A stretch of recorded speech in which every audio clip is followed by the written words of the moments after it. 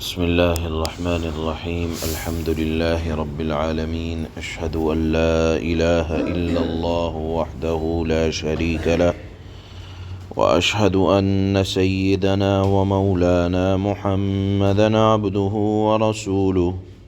أما بعد، فأعوذ بالله من الشيطان الرجيم. بسم الله الرحمن الرحيم. مثل الذين حملوا التوراة ثم لم يحملوها كمثل الحمار يحمل أسفارا، بئس مثل القوم الذين كذبوا بآيات الله والله لا يهدي القوم الظالمين. قل يا أيها الذين هادوا إن زعمتم أنكم أولياء لله من دون الناس فتمنوا الموت إن كنتم صادقين، ولا يتمنونه أبدا بما قدمت أيديهم والله عليم بالظالمين. قل إن الموت الذي تفرون منه فإنه ملاقيكم، ثم تردون إلى عالم الغيب والشهادة فينبئكم بما كنتم تعملون. صدق الله مولانا العلی العظیم۔ ان آیات میں اللہ نے عبرت کے لیے، ہمارے سامنے عبرت کے لیے اللہ نے یہود کی مثال بیان فرمائی۔ اللہ نے ارشاد فرمایا کہ ہم نے یہودیوں کے اوپر ذمہ داری کے طور پر تورات کے احکام کی ذمہ داری، ان پر عمل کرنے کی ذمہ داری ان پر ڈالی۔ انہوں نے اس کے بوجھ کو پورا نہ کیا۔ جو احکامات اللہ نے اس میں بیان فرمائے تھے اس پر انہوں نے عمل نہ کیا۔ ان تمام احکامات میں سے ایک حکم یہ بھی تھا کہ جب نبی آخر الزماں جناب رسول اللہ صلی اللہ علیہ وسلم تشریف لائیں تو ان پر ایمان لانا۔ وہ ایمان نہ لائے، بالآخر اللہ نے ارشاد فرمایا کہ یہ اپنے آپ کو بہت علم والا سمجھتے ہیں، اور یہ سمجھتے ہیں کہ ہمیں اللہ نے کتاب دی، اور عرب والے بھی ان کو علم والا اس لیے سمجھتے تھے کہ ان کے نبی کے اوپر اللہ نے کتاب نازل فرمائی تھی، جو یقیناً اللہ کی طرف سے ایک عطیہ تھا۔ لیکن کتاب کا نازل ہونا اور اس سے فائدہ نہ اٹھانا، اللہ نے ان کی مثال یہ بیان فرمائی بالکل ایسی تھی جیسے گدھا ہو اور گدھے پر علم و حکمت کی 50 کتابیں اگر لاد دی جائیں، مگر گدھے کو اس کے سوا کوئی فائدہ نہ ہو کہ اس کی پیٹھ پر بوجھ لدا ہے۔ اس گدھے کو اس بات سے کوئی سروکار نہیں کہ اس کی پیٹھ پر بوجھ لدا ہو یا ہیرے جواہرات لدا ہو، اس کو اس بات سے کوئی سروکار نہیں۔ اور اگر وہ گدھا جس کے اوپر بوجھ لدا ہے وہ یہ کہنے لگے کہ دیکھو میری پیٹھ پر کیسی عمدہ اور قیمتی کتابیں لدی ہوئی ہیں، تو اس کو بیوقوفی کہا جائے گا کہ ایک تو بوجھ لدا ہے اور اس بوجھ پر فخر کر رہا ہے کہ دیکھو میری پیٹھ پر کتنا بوجھ لدا ہے۔ اللہ نے فرمایا کہ ان کی مثال بالکل ایسی ہی ہے کہ اللہ نے ہدایت کے لیے کتاب نازل کی لیکن یہ عمل سے بالکل کورے ہیں، تو ایسے ہی ہیں جیسے کوئی گدھا ہو اور اس پر کتابوں کا بوجھ لدا ہو۔ اللہ نے اس مثال کو بیان فرمانے کے بعد فرمایا کہ یہ بری قوم ہے جس کی یہ مثال ہے۔ اصل میں عبرت اللہ امت مسلمہ کو دینا چاہتے ہیں کہ دیکھو، قرآن جیسی باعظمت کتاب اللہ نے تمہیں دی ہے، تو اس کا مطلب یہ ہے کہ اس پر عمل کر کے دکھاؤ۔ اور پھر اللہ نے انہی یہودیوں کی ایک بات اور ارشاد فرمائی اور فرمایا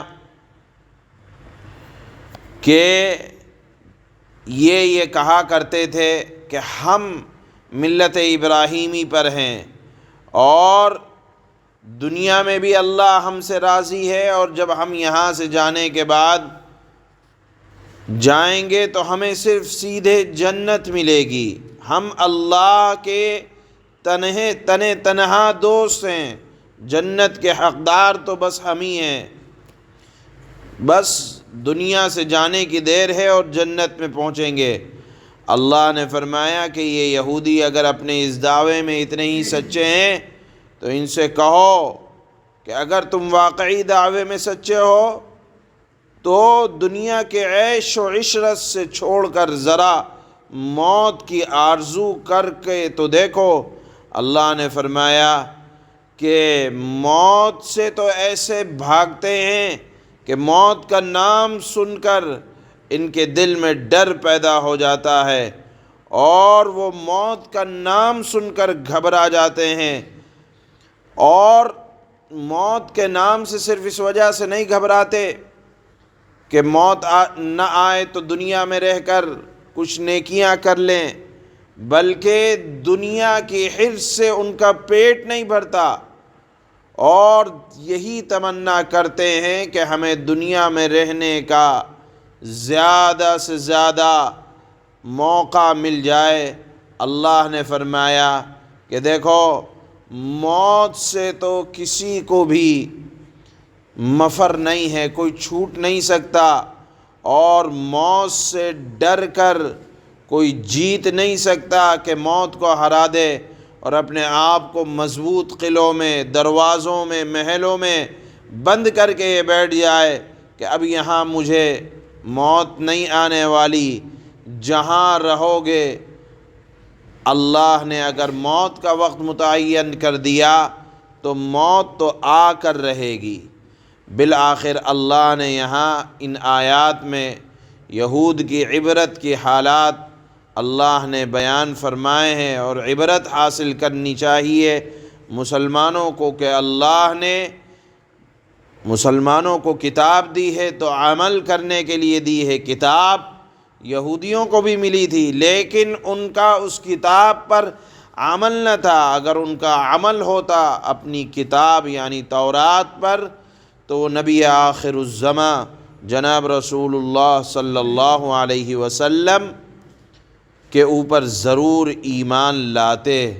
اللہ نے ان آیات میں اسی قوم کے بارے میں ارشاد فرمایا کہ ایسی نادان قوم ہے جیسے گدھے پر بوجھ لاد دیا جائے اور وہ مارے فخر کے کہے کہ دیکھو دیکھو میری پیٹھ پر بوجھ لدا ہے اور وہ دبا جا رہا ہے، تو اس کو نادان ہی کہا جاتا ہے کہ اس کو معلوم نہیں۔ اللہ نے یہ حالت، یہ مثال یہودیوں کی آج کی ان آیات میں بیان فرمائی ہے، اور عبرت کے طور پر امت مسلمہ کے سامنے بیان فرمائی ہے کہ اللہ نے کتاب تمہیں بھی دی ہے، لیکن تم اس کو بوجھ نہ سمجھنا بلکہ اس پر عمل کرتے رہو اور عمل کی کوشش کرتے رہو۔ یہ مضمون اللہ نے ان آیات میں بیان فرمایا ہے۔ اللہ فرماتے ہیں مثل الذين حملوا التوراة ثم لم يحملوها كمثل الحمار يحمل أسفارا بئس مثل القوم الذين كذبوا بآيات الله واللہ لا یہدی القوم الظالمین۔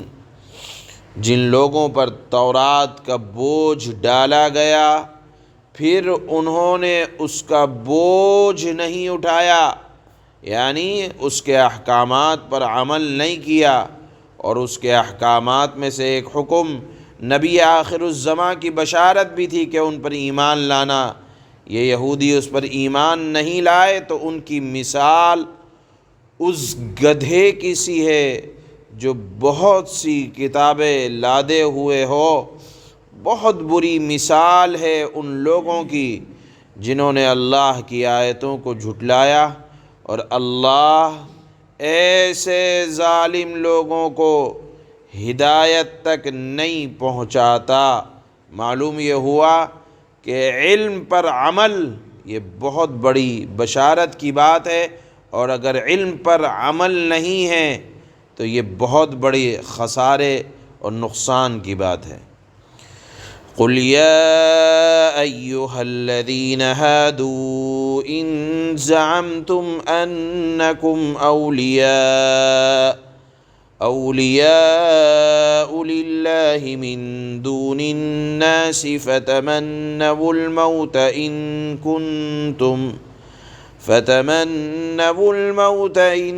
کنتم صادقین۔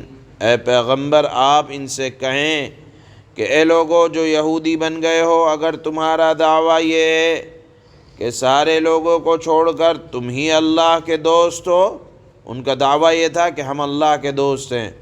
اللہ نے فرمایا اگر تم اپنے دعوے میں سچے ہو تو موت کی تمنا کرو اگر تم سچے ہو۔ وَلَا يَتَمَنَّوْنَهُ أَبَدًا بِمَا قَدَّمَتْ أَيْدِيهِمْ وَاللَّهُ عَلِيمٌ بِالظَّالِمِينَ۔